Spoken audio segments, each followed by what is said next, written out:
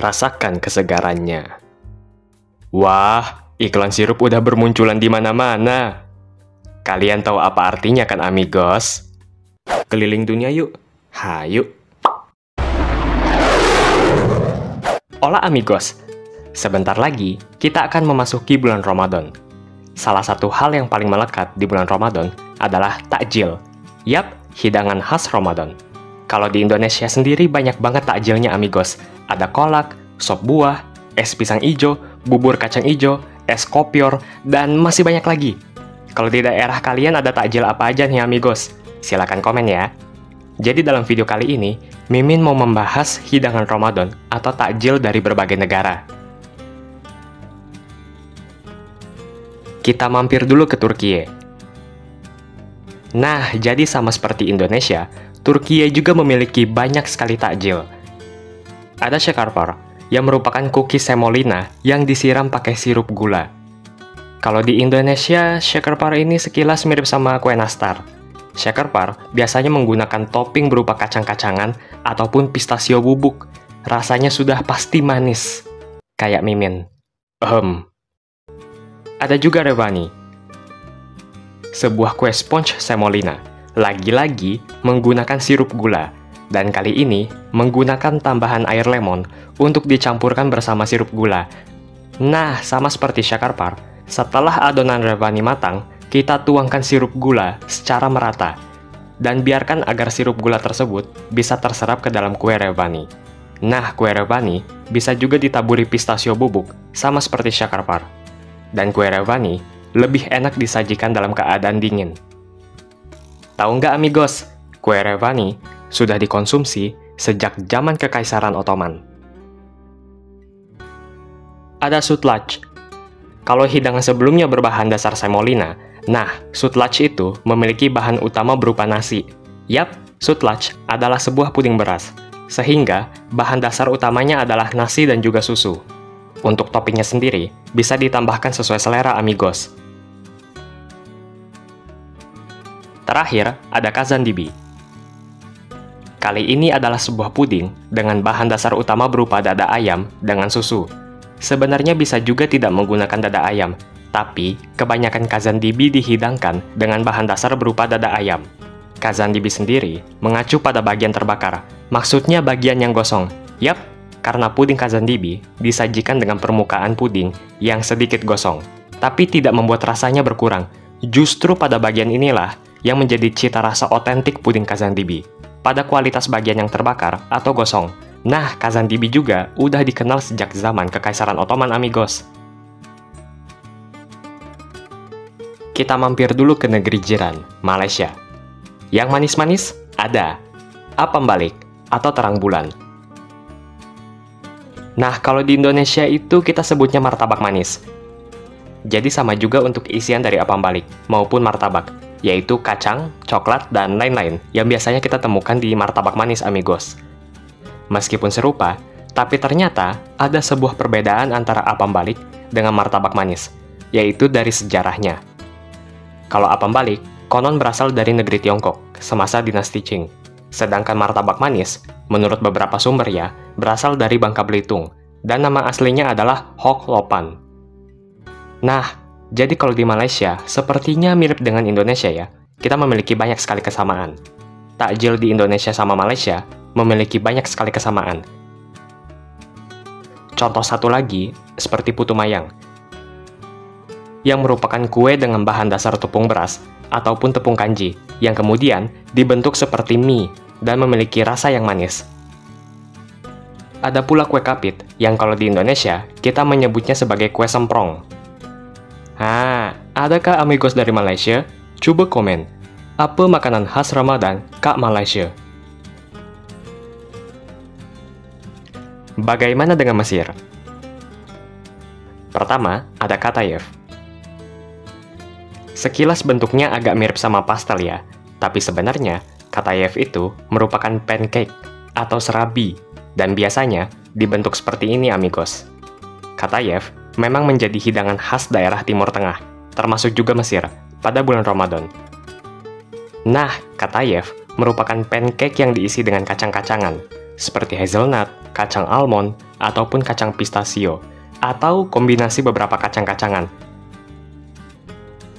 Lalu ada umali, yang merupakan sebuah adonan roti ataupun puff pastry yang dipecah-pecah dan dipadukan dengan kacang pistachio, kelapa yang diparut, kismis, serta gula sebagai pemanis. Semuanya dicampur aduk, kemudian dipanggang, lalu ditambahkan dengan susu yang telah dihangatkan.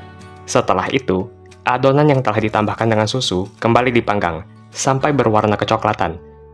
Dan seperti inilah hasilnya. Satu lagi, yang manis-manis, ada mahalabia. Sebuah puding susu khas Mesir yang ditaburi bubuk cinnamon sebagai topping. Rasanya manis banget. Kita berkunjung ke Maroko. Pertama, ada harira. Sebuah hidangan sup tomat ditambah beberapa bahan yang lain dan dipadukan dengan potongan daging kambing, daging sapi, atau ayam sesuai selera amigos. Kalian juga bisa menambahkan bahan lain sesuai selera, seperti kacang lentil. Harira menjadi hidangan wajib selama bulan puasa di Maroko, dan biasanya dihidangkan sebagai menu untuk berbuka puasa. Wah, pas banget nih. Sup harira menjadi simbol Ramadan di Maroko. Bahkan masyarakat Maroko sendiri membagikan sup harira kepada tetangga sekitar. Lalu ada juga shebakia. Kue manis berbahan dasar kunyit, ragi, gula, mentega, dan tepung. Lalu dibentuk adonan, yang kemudian dipotong tipis-tipis dan digoreng. Setelah itu, shebakia ditaburi oleh biji wijen. Nah, biasanya, shebakia disajikan bersama dengan sup harira amigos. Jadi pas banget ya. Lalu ada briwat. Kalau di Indonesia sih mirip sama lumpia ya. Cuma briwat ini ada juga yang memiliki rasa manis. Tapi selebihnya, briwat mirip sama lumpia. Jadi isian briwat biasanya adalah daging ayam, daging domba, ataupun bihun. Nah, kalau mau rasa yang manis, isiannya bisa diganti dengan pasta almond.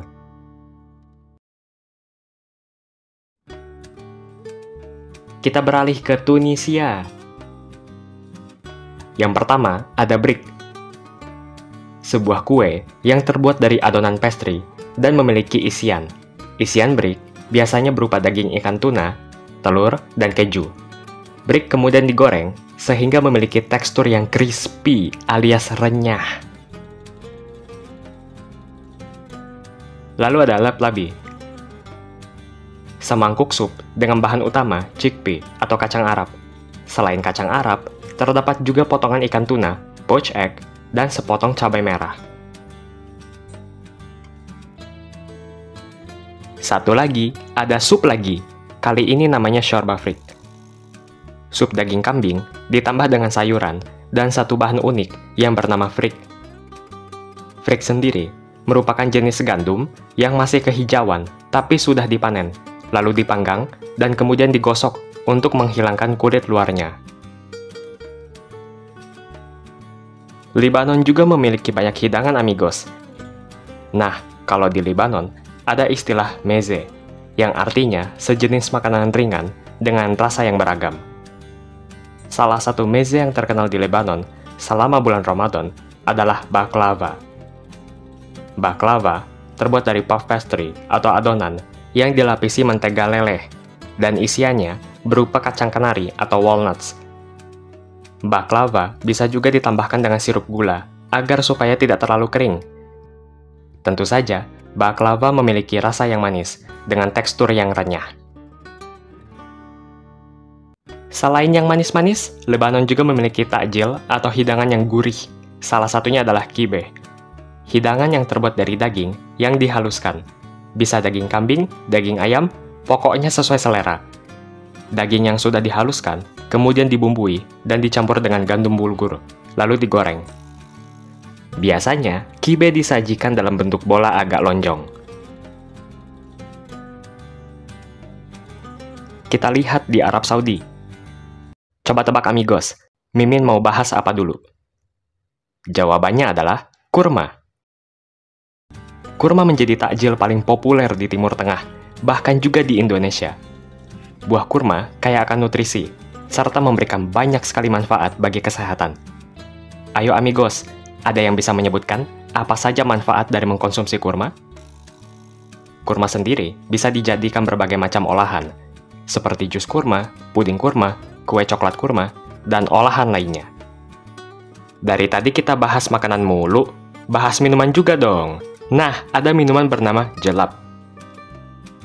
Berbahan dasar molase anggur, tapi ada juga yang varian kurma. Dan tentu saja, rasanya manis. Apalagi disajikan dengan es batu. Beuh, makin segar amigos, bisa menyejukkan dahaga. Jelap juga dapat ditemui pada negara-negara Timur Tengah lainnya, seperti Lebanon dan Suriah. Lalu, ada lukaimat. Sebuah makanan yang berbentuk seperti bola dengan tekstur yang crunchy di luar dan lembut di dalam. Lukaimat disajikan dengan syira dan juga ditaburi biji wijen. Oke amigos, itu dia takjil dari berbagai negara. Kalau kalian suka yang mana nih? Nah, mudah-mudahan nanti puasa kalian lancar ya. Jangan sampai bolong-bolong amigos. Oh iya amigos, mohon maaf kalau Mimin masih banyak kekurangan dalam penyampaian informasi ya. Jadi kalian boleh koreksi juga. Amigos bebas berpendapat ya, kritik, saran, asalkan sopan. Mungkin ada juga yang kurang berkenan misalnya dengan jokes Mimin. Mudah-mudahan kedepannya Mimin juga bisa lebih baik lagi ya. Kalau ada kritik dan saran, Mimin berterima kasih. Berarti itu semua bentuk perhatian dari kalian semua amigos. Sehat-sehat semuanya.